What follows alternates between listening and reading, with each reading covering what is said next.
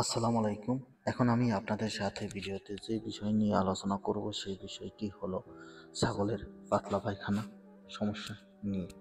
আমার এই ভিডিওটি যদি আপনাদের একটুও ভালো লেগে থাকে তাহলে প্লিজ লাইক, শেয়ার, কমেন্ট এবং সাবস্ক্রাইব করবেন। আপনাদের কোনো বিষয়ে যদি প্রশ্ন থাকে তাহলে আমাকে কমেন্ট করবেন। আমি পরবর্তী ভিডিওতে সেই বিষয়ে উত্তর দিয়ে দেব, অথবা ডিসক্রিপশনে দেওয়া নাম্বারটিতে ফোন করলে আপনারা সরাসরি কথা বলতে পারবেন এবং সমাধান নিতে পারবেন। ভিডিওতে যে ছাগলটি দেখতে পাচ্ছেন, এই ছাগলটির আজকে 2 থেকে 3 দিন যাবৎ খুব পাতলা পায়খানা। এই পাতলা পায়খানা সাধারণত খাবারের কারণে হয়ে থাকে এবং বিষক্রিয়ার কারণে হয়ে থাকে। অনেক সময় ভাইরাসজনিত পাতলা পায়খানা হয়ে থাকে। এই পাতলা পায়খানা যদি আপনি সঠিকভাবে না বুঝতে পারেন এটা কোন ধরনের পাতলা পায়খানা, এটা ভাইরাসজনিত পাতলা পায়খানা, না খাদ্যের কারণে পাতলা পায়খানা, না কোনো প্রকার ইনফেকশনজনিত পাতলা পায়খানা, বা কোনো প্রকার নাইট্রেট বিষক্রিয়ার কারণে পাতলা পায়খানা, এটা আপনি যদি না বুঝতে পারেন তাহলে আপনি ট্রিটমেন্ট করে কখনোই ছাগল সুস্থ করতে পারবেন না। দিনের দিন ছাগল অসুস্থ হয়ে যাবে।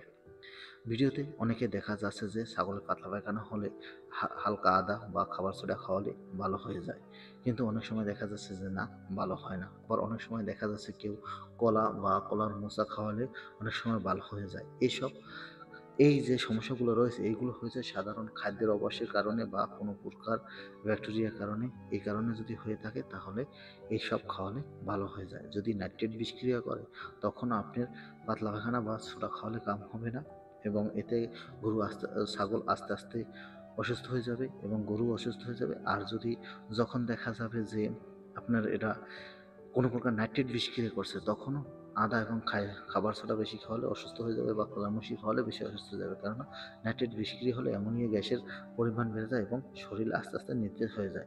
এমন তো অবস্থায় গরুকে যেতে টক্সিন দূর করতে পারে এরকম ধরনের গরু ছাগলকে ঔষধ দিতে হবে এবং ছাগলকে ঔষধ খাওয়াতে হবে, এবং শরীরে যাতে পাতলা পায়খানাটা কমাতে পারে এবং পানি শূন্যতা যাতে না হয় এই ধরনের ঔষধ দিতে হবে। আপনি যদি পাতলা পায়খানা এবং পানির শূন্যতা রোগ ঠেকাতে পারেন তাহলে আপনার ছাগলটি দ্রুত সেরে উঠবে। আমার ভিডিওটি ভালো লাগলে প্লিজ লাইক, শেয়ার, কমেন্ট এবং সাবস্ক্রাইব করবেন।